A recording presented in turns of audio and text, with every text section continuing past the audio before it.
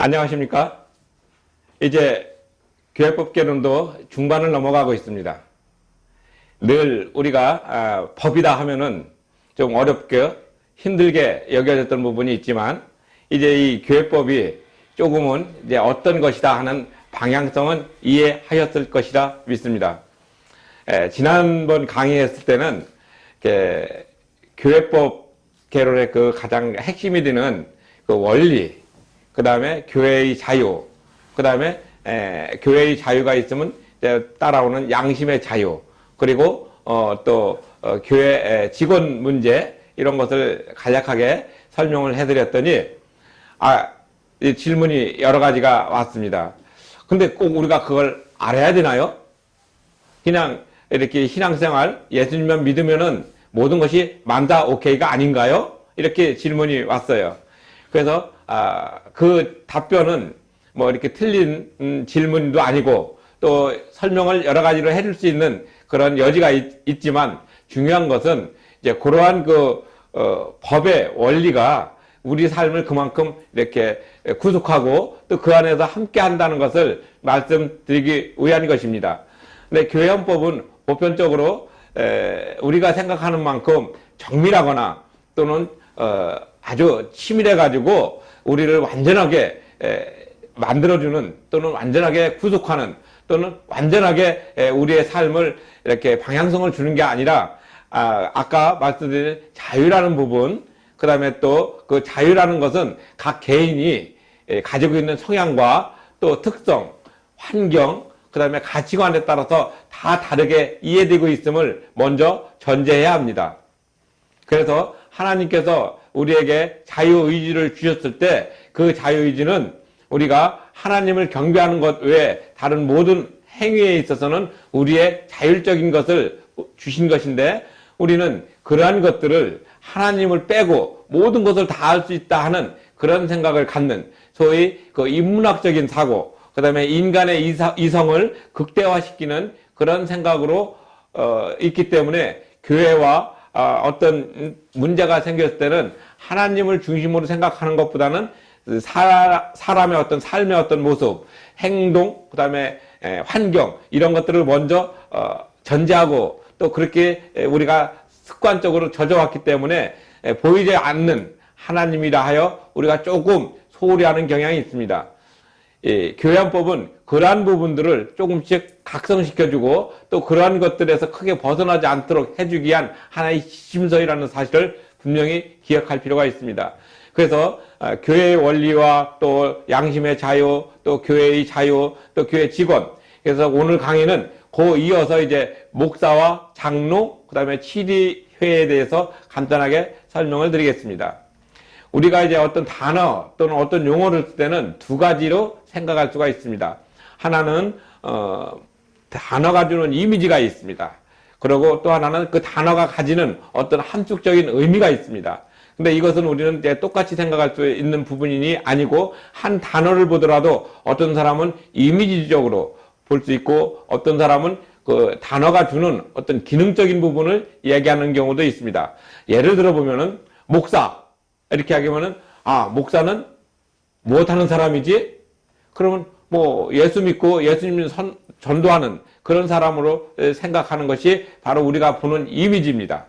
그 다음에 또 목사는 무엇을 하는 사람인가 하는 구체성으로 들어가게 되면은 목사는 교회에서 신령한 어떤 그 일을 가지고, 그러니까 신령한다는 것은 하나님의 그 말씀을 가지고 그 하나님의 말씀을 잘 해석하고 또 그것을 잘 보존하여 많은 사람들에게 증거함으로 인해서 하나님의 뜻이, 하나님이 이 땅을 왜 세우셨으며 또 이 땅에서 무엇을 하고 어떻게 살아가야 되는 것을 잘 가르쳐주는 영적인 지도자의 기능이 있습니다. 또 한편으로는 교회를 통해서 목사로 한다면은 그 목사는 그 교회를 잘 관리하고 다스려서 교회가 어떤 그 공동체에 어긋나지 않도록 나갈 수 있도록 이렇게 지도하는 그런 이중적인 지위가 있습니다. 그래서 우리가 생각할 때는 믿는 사람들은 목사가 아니라 할지라도 왕 같은 왕의 직분과 제사장의 직분, 그 다음에 하나님의 선택받은 사람으로서 이런 삼중적인 지위를 가지게 된다고 합니다. 그래서 모든 사람들은 하나님 앞에 아무런 직급이 없이 다 동등하지만 이 세상 살아가면서 여러 가지 서로 기능적인 일을 하게 될 경우에는 그러한 것들을 좀 구분해서 서로 역할을 분담하는 것이 필요합니다. 그래서 교회 헌법에서는 가장 중요하게 여기는 부분 중에 하나가 바로 목사의 직분에 관해서 분명하게 말씀을 하고 있습니다. 우리는 목사 하면은 보편적으로 어떤 직업적인 소명을 가지고 있느냐, 아니면은 하나님의 말씀을 전하는 그 단지자적인 소명을 가지고 있느냐, 이 두 가지로 구분을 보편적으로 합니다. 그러나 일반적으로 우리가 생각하는 목사의 이미지는 이 두 가지를 다 가지고서 나가는 일입니다. 그래서 교회 헌법에서는 또 이렇게 목사의 자격에 대해서는 분명하게 얘기를 합니다. 예를 들어서 각 교단에 있는 신학교에서 공부를 하고 또 신령한 일, 그러니까 술이라든지 담배라든지 마약이라든지 또는 어떤 다른 삶에 또는 생활에 저촉되는 그런 행동을 하지 아니하여야 한다고 했고, 또 거기에 걸맞는 삶의 모범을 보여야 된다고 말하고 있습니다. 그러면은 목사는 또 이런 선지자적인 또는 담지자적인 어떤 소명을 가지고 있다고 말을 하고, 또 한편으로는 사회생활을 하는 데 있어서 이렇게 관리하는 그런 역할을 함께 하고 있음을 우리가 분명히 인식해야 합니다. 근데 많은 분들은 이러한 것들에 대해서 생각을 하는 것이 아니라 하나의 그 행위가 모든 것들을 다 이렇게 함축하고 있다고 말하는 경우가 많습니다. 그러다 보면 목사도 사람이기 때문에 실수가 있을 수 있고, 또 거기에서 어떤 고집적인 부분이 있을 수 있는데, 그러한 것들도 모두 이렇게 미화되거나 또는 넘어가서는 아니 되고, 목사님 스스로가 그러한 것들을 이렇게 조심하고 애써야 되고, 또 하나님 말씀에 비추어서 자기의 삶을 잘 갖출 수 있도록 노력하는 것이 중요합니다. 그래서 이 교회헌법에서는 목사가 되려는 자는 어떤 사람이 될 것인가 하는 그런 부분들을 분명히 얘기하고 있습니다. 물론 이제 성경에 디모데전서 3장 1절부터 10절까지 보면은 거기에 그런 용어가 나와요. 한 아내의 남편이 되고 신령한 일을 하고 또 교회 생활을 충실히 하고 모범이 되고 여러 가지 이런 조건인데, 사실 이런 것들은 우리가 보는 원리적인 부분입니다. 예를 들어 가지고 우리가 정신적인 가치의 부분이 있고 사실적인 부분이 있다고 말씀하지 않았습니까? 바로 그런 부분들을 우리가 먼저 잘 이해를 해야 됩니다. 근데 우리는 이러한 이해를 먼저 하기 이전에 어떤 목사라는 이미지의 모든 것들을 다 함축해서 집어넣기 때문에 목사는 완벽하게 우리 앞에서 이렇게 나타나야 되는 그런 경향으로 처음에는 인식을 많이 했습니다. 왜냐하면 하나님께 선택받은 사람으로서의 어떤 모습을 연상을 하면은 이렇게 세상적으로 살아가는 어떤 그런 모습하고는 상당히 이렇게 상충되는 부분이 있기 때문에 그렇습니다. 그래서 교단헌법에서는 이 목사의 직분, 그 다음에 목사의 의의, 그 다음에 목사가 하는 일, 이런 여러 가지 일들이 있고, 목사에 대한 칭호도 여러 가지 있습니다. 이 헌법에서는 이제 두 가지를 분명히 말씀드리지 않았습니까? 하나는 원리적인 부분이 있고, 하나는 관리적인 부분이 있다. 또는 이제 원리적인 부분은 도리적인 부분이고, 관리적인 부분은 절차적인 부분이다. 그래서 이 관리적이고 절차적인 부분은 우리가 이제 좀 생활을 하다가 고칠 수 있는 부분도 있기 때문에 고치고 나갈 수 있지만, 이 원리적인 부분, 하나님 말씀에 의해서 나타났던 이런 부분은 고치기가 대단히 어렵습니다. 그래서 이제 목사도 어떤 신령하고 또 어떤 신학적인 지식과 또 하나님을 향한 어떤 열심과 이런 모든 것들이 어우러져 있는 부분은 이렇게 우리가 평가하기는 어렵습니다. 다만 본인이 하나님과 단독자로 서 있을 때 그런 소명적인 것을 갖는 것이고, 또 그러한 것들을 이제 위임을 받아서 교회를 관리하고 또 이렇게 믿지 않는 분들에게 전도를 하여서 예수님을 믿게끔 만드는 그런 부분에 있어서는 또 다른 어떤 기준이 필요하게 됩니다. 각 교단마다 목사의 직분을 가지고 세우는 이런 부분은 조금씩 차이는 있지만 근본적인 것은 거의 같다고 보면 됩니다. 그래서 어떤 교단 목사님이나 예를 들어서 장로교나 신내교나 성결교나 또는 순복음교나 모든 목사님의 어떤 자격과 또 목사가 하는 일, 또 목사가 또 어떤 역할을 하는 거에 대해서는 거의 비슷한 어떤 부분을 있고, 물론 이제 교단마다 특색을 달리해서 조금씩 이렇게 차이를 두는 경우는 있지만, 기본적인 그 원리적인 부분은 거의 대동소이하다고 보면 됩니다. 이제 목사의 부분에서 이제 이런 그 어떤 부분을 제가 이렇게 뭉뚱그려 말씀드리는 이유는 이제 그 철학적인 또는 사상적인 이런 부분들을 앞에다가 법을 붙이면 법철학 또는 법사상적인 이런 부분으로 얘기를 합니다. 그래서 이제 법에 의해서 어떻게 목사가 세워지고 있는가, 그리고 그 목사의 칭호를 주었으면은 그 목사가 어떤 일로 교회를 잘 이렇게 다스리고 치리해야 되는가 하는 그런 것들이 이제 대두됩니다. 현대사회처럼 복잡하고 또 이렇게 다양한 어떤 계층의 사람들이 다양한 생각을 가지고 모여있기 때문에 일괄적으로 하나의 어떤 기준을 정하는 것이 아니라 그 다수, 모여있는 사람들의 다수의 의견에 의해서 나가는 경우가 많습니다. 이것은 절차적으로 충분히 이해할 수 있습니다. 그러나 하나님의 말씀에 대해서는 변질되지 않고 굳건하게 지켜가야 된다는 것은 분명한 사실입니다. 그래서 우리는 하나님의 말씀이 소금과 같이 또 빛과 같이 이 세상의 어떤 흐름에 휩쓸리지 않고 변함없이 영원히 나가야 된다는 것을 전제하고, 거기에 따라서 활동하는 그런 기능적인 부분에 대해서만 조금 바꾸게 됩니다.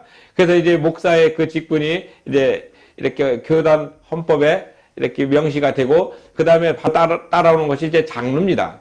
그래서 목사는 이제 예를 들어서 소속이 노예에서 이렇게 파송을 하고 위임을 받는 것이고, 장로는 목사하고 똑같은 어떤 그 기능을 갖고 있지만, 장로는 그 교회의 구성원들이 선택을 해가지고 피택을 받아서 장립을 하게 됩니다. 그래서 이제 보통 이제 각 교단마다 조금 다르지만, 어떤 교단은 30명의 장로 1명, 그러니까 세례교인 30명의 장로 1명, 어떤 교단은 20명의 1명, 이렇게 세울 수 있고, 또 근자에 이르러서는 교인들이 많이 줄고 또 힘든 관계로 처음 개척교회 할 때는 세례교인 30명당 장로 2사람을 세우는 그런 교문도 보입니다. 물론 이것이 이제 잘됐다 못됐다 그런 것이 아니라, 장로를 선택했을 때 장로를 선택하는 어떤 그 객관적인 기준을 이렇게 정한 것입니다. 물론 이제 어떤 교단에서는 목사와 장로가 이제 큰 구분 없이 이렇게 통용되는 경우도 없지 않아 있습니다. 그러나 보편적으로 목사의 그 하는 일과 장로가 하는 일이 분명히 다릅니다. 그러니까 장로는 교인들의 기본권적인 관점에서 많이 보호를 해야 되고, 또 장로가 또 피택이 되면은 일정한 부분 장로 시험과 또 수습 기간을 거쳐 가지고 장립을 하게 되고, 또 장로가 되면은 목사와 함께 협동해서 교회를 잘 이끌어가고 치리하고 갈 수 있도록 이렇게 직임이 주었는데, 이제 또 서로 어떤 그 권한을 너무 많이 가지려고 하는 그런 경향이 있기 때문에 교회는 많은 분쟁을 야기하게 됩니다.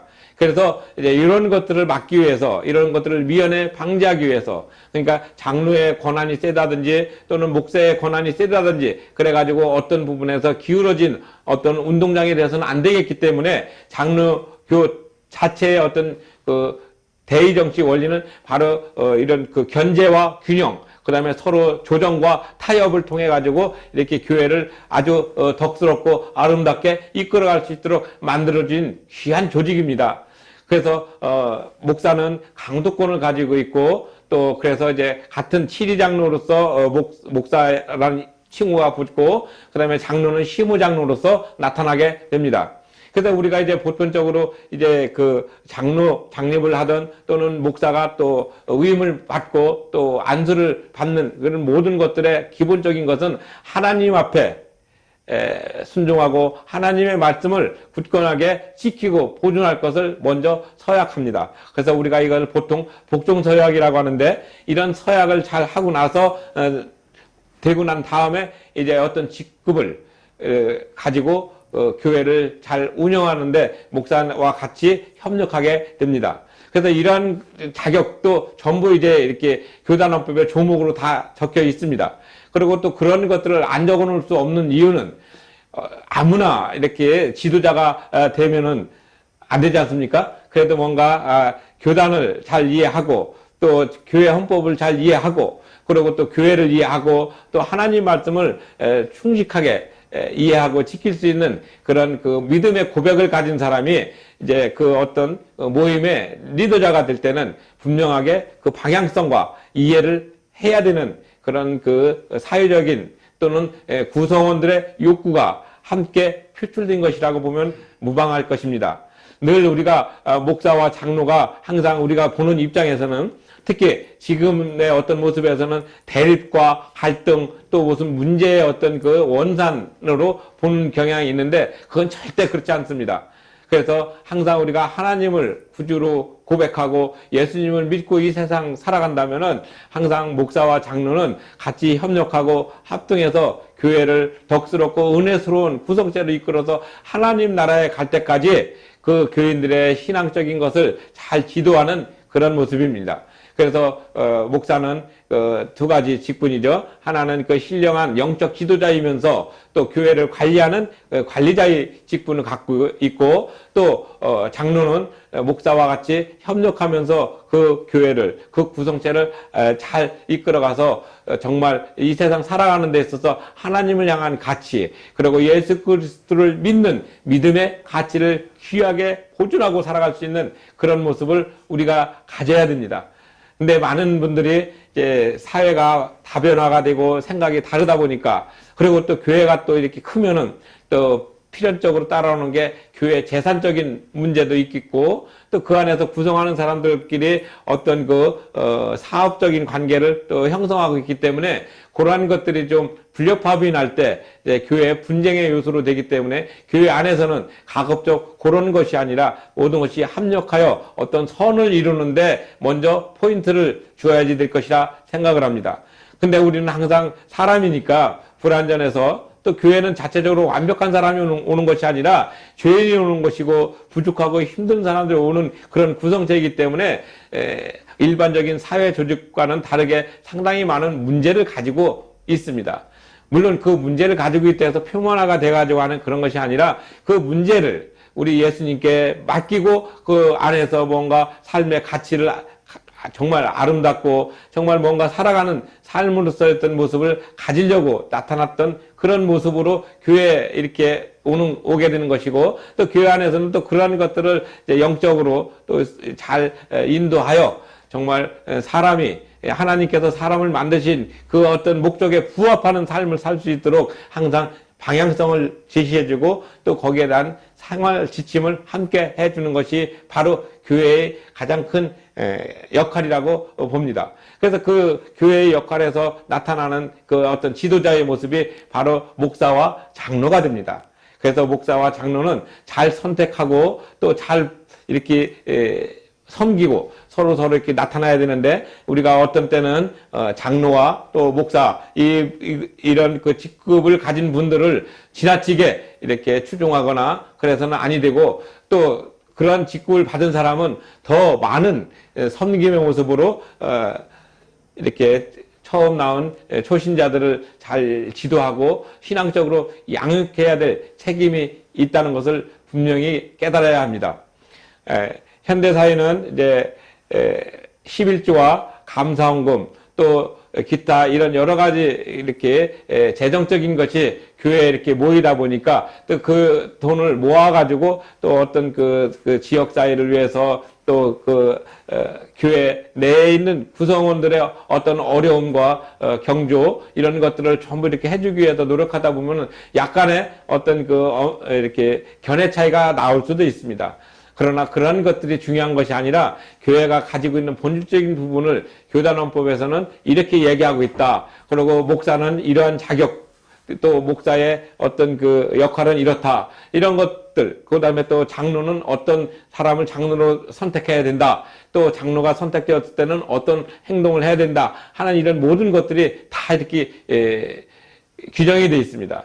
물론 이제 그 규정을 해석하는 본인의 그 어떤 의견은 좀 다를 수 있지만 보편적으로 한 방향으로 있습니다. 그래서 이 교단원법을 구성할 때 제일 중요한 것은 그 안에서 어떤 사람이 활동을 하느냐, 그리고 그 활동하는 사람의 가치관이 무엇인가. 우리는 입으로는 하나님을 향한 가치, 또 예수님을 향한 예수 가치, 이런 얘기를 하면서 행동은 좀 이상하게 가면 곤란하지 않습니까? 바로 그런 것들을 일탈적인 행동을 막기 위해서 교회 헌법이 필요한 것이고, 그 교회 헌법의 어떤 규정에 그러한 것들을 꾸준히 나타내 주는 것입니다. 그럼 목사는 보편적으로 교회에서 무엇을 하는가 하면 먼저 설교를 하죠. 그 다음에 또 성례도 집행하죠. 그 다음에 성찬식도 하죠. 그 다음에 또 소신자들 또 신방도 하고, 또 교회를 이렇게 전체적으로 지도 감독하는 그런 귀한 역할을 합니다. 물론 이제 이 책 여기에서도 보면은 이제 그 202쪽에 보면은 이제 도리적 헌법과 관리적 헌법의 구분해서 이제 제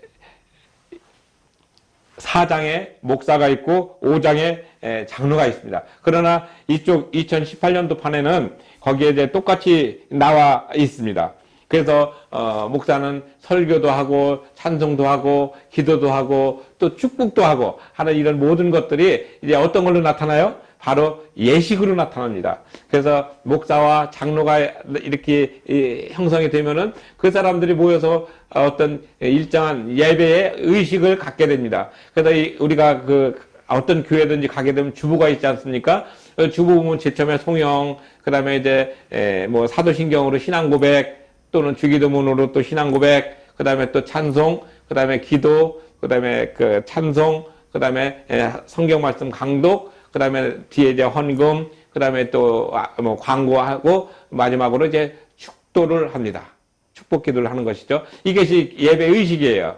그러면은 어떤 데는 이제 예배 의식을 해야지 되느냐, 꼭 그렇게 할 필요가 있느냐, 뭐 이렇게 얘기하는 분도 계십니다. 그러나 어떤 일정한 예식이 있다는 것은 우리가 하나님께 드려지는 어떤 그 마음의 어떤 모습들이 정리가 되고 또 온전히 그분을 향해서 갈 수 있는 어떤 방향성을 정하기 위한 지침서이지, 그것이 우리를 옥죄거나 우리를 구속하려고 했던 것은 아닙니다. 그래서 항상 우리가 하나님께 찬양을 드리고, 그리고 또 하나님께서는 우리의 몸이 오는 것도 중요하지만 더 중요한 것은 우리의 마음입니다. 그래서 항상 우리가 겉으로 남이 보는 어떤 그런 모습에서 나는 위선적인 행동을 할 수 있지만 실제 하나님 앞에서는 그런 것이 통하지 않기 때문에 우리의 상한 마음, 우리의 찢어진 마음, 그다음에 우리가 정말 고통스럽고 아파하는 마음을 주님께 맡겨야지 되는 그런 그 모습으로 예배를 드리기 때문에 그 예배를 드리는 순서를 정한 것이 바로 예배 의식입니다. 그래서 이 예배의식도 중요한 어떤 틀인데 우리는 이런 것을 많이 생략하는 경우도 있어요. 그 마지막으로 축도를 하고, 또 축도하지 않고 이제 목사님이 안 계신 데서는 주기도문으로 대체하는 경우도 많이 있습니다.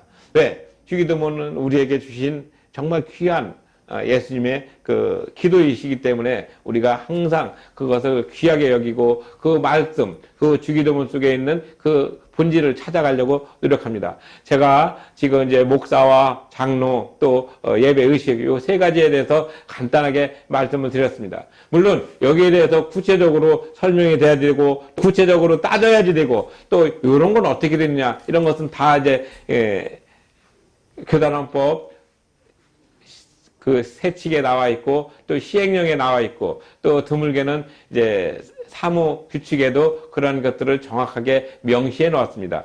이제 사회가 좀 더 다변화가 될 수 있도록 교회도 거기에 따라가 가지고 어떤 것을 이제 변화가 되지만 그 변화되는 근본적인 요소는 달라지지 않습니다. 목사와 장로 정말 중요한 부분입니다. 그리고 그 다음에 이제 나타나는 것이 이제 집사입니다. 그래서 이것은 우리가 인위적으로 맞는 게 아니라 성경에도 장로와 목사와 집사 이것은 다 있는 규정입니다. 그래서 이제 성경에 있는 것에 위임을 받아가지고 우리가 이 사회를 살아가고 또 이 교회라는 조직이 정말 사회의 조직에서 어떻게 역할을 할 것인가 하는 그런 부분들을 얘기할 때 바로 이런 그 구성원들을 통해 가지고 활동을 이제 활발하게 하게 됩니다. 초대교회에서도 바로 이런 부분들이 많이 있지 않았습니까? 그래서 우리가 사도들이 처음에 하나님의 말씀을 증거하다가 너무나 일이 많고 힘들으니까 집사를 뽑아가지고 이제 일을 맡기는 경우가 있었습니다. 그래서 이제 사도들은 말씀을 전하고 또 떡을 떼면서 이렇게 하나님, 그러니까 예수님의 어떤 그 행적을 이렇게 전하는데 전무하고 나머지 좀 잡다한 일, 그러니까 뭐 밥을 한다든지 또는 간식을 준다든지 또는 여러 가지 일을 한 그런 부분들은 또 다른 분들한테 업무를 맡겼습니다. 바로 여기에서 도리적인 헌법과 관리적인 헌법의 차이가 나오게 됩니다. 항상 우리는 그런 것들을 잘 생각할 때, 이 헌법이 바로 이런 부분에서 나와 있구나. 헌법이 바로 이런 것들을 다 명시하고 있구나 하는 것을 우리가 이해할 필요가 있는 그런 근본적인 원인이 바로 여기에 있습니다. 그래서 우리는 도리적인 헌법, 또 관리적인 헌법 이런 것들을 이제 구분하고 하는 것은 일반적으로는 안 합니다. 다만 이것을 공부하는 목사나 장로나 이렇게 교회를 이끌어갈 수 있는 지도자들이 많이 이렇게 배워야지 되고, 또 이런 것을 알므로 인해 가지고 어떤 그 구성원들, 교회 공동체를 바르게 정말 사회의 어떤 그 공기구로서 잘 나갈 수 있는 그런 모습을 가지고 있기 때문에 이렇게 우리가 교회법을 배워야 되는 당위성을 가지게 됩니다. 물론 이제 우리가 목사가 되고 또 장로가 되고 또 교회의 어떤 집사가 되어서 일을 하게 될 때, 또 교회 직원으로서 일할 때는 또 다른 어떤 그 가치관이 형성이 되게 됩니다. 그래서 그 가치관도 교단 헌법에서 나와 있는 그 틀에서 벗어나지 않고, 그 교단 헌법은 또 뭡니까? 하나님의 말씀을 이제 잘 이해하고 원리적으로 이제 문자화 해가지고 나타난 거기 때문에 그래도 최소한 이 정도는 지켜야 되지 않겠는가 하는 것이 바로 교회 헌법의 특징입니다. 그래서 오늘 여러분에게 말씀드리는 교회 헌법에서는 이제 목사는 어떤 직분을 가진 분인가, 그 다음에 어떤 자격을 가지고 있는가, 목사가 어떤 일을 하는가, 이거 똑같이 따지면 장로도 마찬가지죠. 장로의 자격은 어떤 사람이 돼야 되는가, 그 다음에 장로는 또 어떤 역할을 하는가, 또 장로는 무엇을 하는 사람인가, 이런 것들하고 똑같은 어떤 패턴입니다. 그래서 이러한 장로와 목사 이 둘은 정말 합력해서 교회를 이끌어가는 가장 중요한 그런 핵심입니다. 그래서 늘 우리가 교회를 하게 되면은 교회 목사와 장로, 그 다음에 또 거기에서 같이 일을 해주고는 집사, 이런 분들이 합력해가지고 이제 교회를 잘 이끌어가고 교회의 어떤 법을 잘 보존하고, 또 그 안에서 또 새로운 것을 또 이렇게 만들 수도 있고, 또 너무 낡은 거는 좀 새롭게 쇄신할 수 있고, 여러 가지 그런 기능적인 부분을 갖게 됩니다. 그래서 이제 교회 헌법에서 나타나는 이런 부분들에서는 지난번에 이제 교회의 자유, 그 다음에 또 양심의 자유, 또 교직원의 어떤 그 역할, 이 세 가지를 하고, 그 다음에 또 이제 목사, 또 장로, 집사 이렇게 되니까 이제 거기에다가 이제 그들이 함께하는 교회 치리의 문제, 곧 교회 예식의 문제를 말씀을 드렸습니다. 제가 이렇게 조금 이렇게 제목만 이렇게 얘기하는 듯하게 이렇게 넘어가는 이유가 있습니다. 왜냐하면은 제가 여기 LGS TV를 시청하시는 여러분들을 뭐 다 목사 만들고 다 장로 만들고 그런 것이 아니고, 이러한 방향성이 있다는 것을 깨닫고 또 그 방향성에 맞는 가치관을 가지고 교회 생활을 하는 그런 부분을 제가 말씀드리기 위한 것이기 때문에 이렇게 상당히 이제 포괄적이면서도 이렇게 전체적으로 말씀을 드리는 것입니다. 그래서 우리가 이 교회 헌법을 볼 때 이런 것들을 이제 조목조목 따지고 연구하는 것은 이제 각 교단마다 교회 헌법 책이 나와 있습니다. 그래서 그 책을 보면은 거기에 좀 더 자세히 볼 수 있고, 다만 제가 말씀드린 것은 어떤 방향성을 가지고 교회가 나갈 것인가, 그 다음에 어떤 방향성을 가지고 목사와 장로와 또 교회 구성원들이 합력해서 정말 선을 이루면서 이 땅에 존재할 것인가에 대한 근본적인 물음을 여러분에게 말씀드리고 싶었습니다. 그리고 또한 중요한 것이 있습니다. 이런 것들은 우리가 법적인 어떤 사상, 법적인 어떤 철학, 그리고 법의 제정, 이런 것들을 우리가 어느 정도 기초 지식을 가지고 있는 것이 중요합니다. 왜냐하면은 교회 생활을 하다 보면은 어떤 예기치 않은 어떤 그 불편함이 생길 수가 있습니다. 이건 사회생활도 마찬가지 아닙니까? 우리가 서로 사회적인 어떤 그 관계를 가지고 살다 보면은 예기치 않게 정말 불편한 일을 겪을 수 있고 또 부당한 어떤 대우를 받을 수도 있고 그때 이제 법조문을 찾게 되는 것과 마찬가지입니다. 어차피 교회도 이렇게 세상에서 살고 있던 사람들의 공동체지 교회라고 해서 특별하게 어떤 특수 신분을 가지고 있는 그런 것은 아니기 때문에 그렇습니다. 그래서 항상 우리는 교회 안에서 모든 것이 하나의 공동체로서 나타나고 공동체로서 기능하고 있다는 사실을 알아야 됩니다. 그래서 교회헌법은 그런 부분들을 이렇게 방향성으로 정해주고 울타리를 정해주는 아주 귀한 규칙이기 때문에 우리가 지켜야 되는 것이 당위성이 있습니다. 우리가 어떤 법을 지킬 때는 그 법을 왜 지켜야 되는가 하는 법의 목적과 또 그 법의 내용과 또 그 법의 내용에서 나타나는 절차적인 부분을 함께 우리가 가져야만이 그것을 온전히 이해할 수 있다고 볼 수가 있습니다. 그리고 또 법은 꼭 글자 그대로 지키는 것보다도 그 법의 조문, 그 법의 단어가 어떤 것을 지향하고 있는가, 어떤 것을 바라보고 있는가 하는 맥락적인 이해를 하는 것이 가장 중요합니다.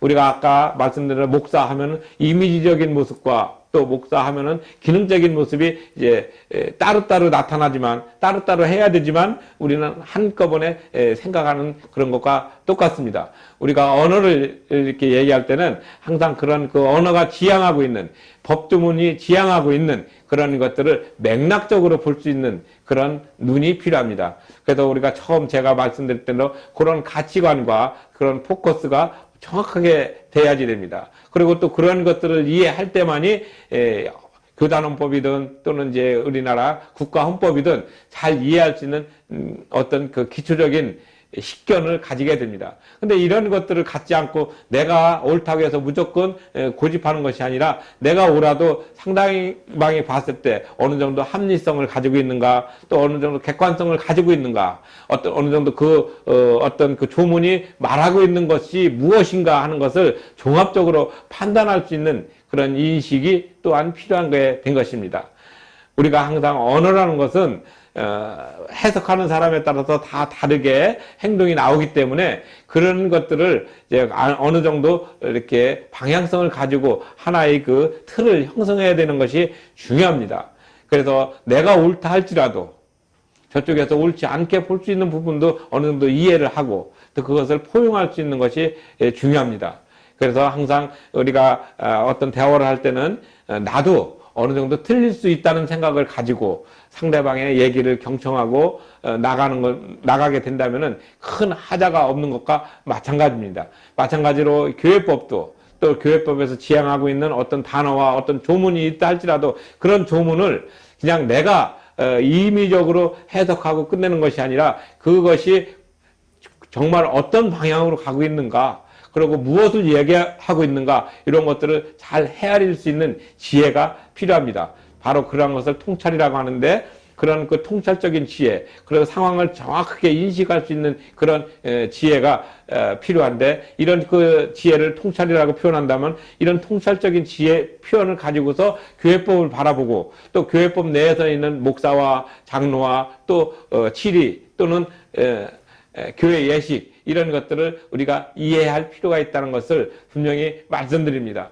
이제 짧은 시간이지만은 원래는 이제 목사의 하나만 가지고도 한 5-6시간 이상 뭐 이렇게 쭉 설명하면 한이 없습니다. 근데 제가 이제 말씀드린 것은 교회헌법이 어떤 방향성으로 가고 있는가, 그 다음에 교회헌법은 이제 어떻게 구성되어 있는가 하는 것을 말씀드리는 것이기 때문에 이렇게 간략하게 말씀드리고 나중에 이제 목사와 장로의 이런 부분에 대해서는 예를 들어서 당회를 이루고 또는 어떤 그 자격을 따질 때는 이제 민법적인 요소에서 많이 따지게 됩니다. 근데 그때는 이제 대법원 판례를 중심으로 하나하나 이렇게 평석과 판시사항 이런 것들을 정확하게 이렇게 설명을 드릴 때 그때 다시 한번 이런 부분들이 나오게 됩니다. 그래서 우리가 늘 우리 속에 역사하시는 하나님의 능력과 또 하나님의 사랑과 은혜가 늘 우리 마음속에 그러게 우리 삶 속에서 묻어나면서 정말 향기로운 주님의 자녀로 이 세상에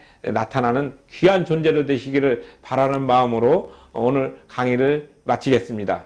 감사합니다.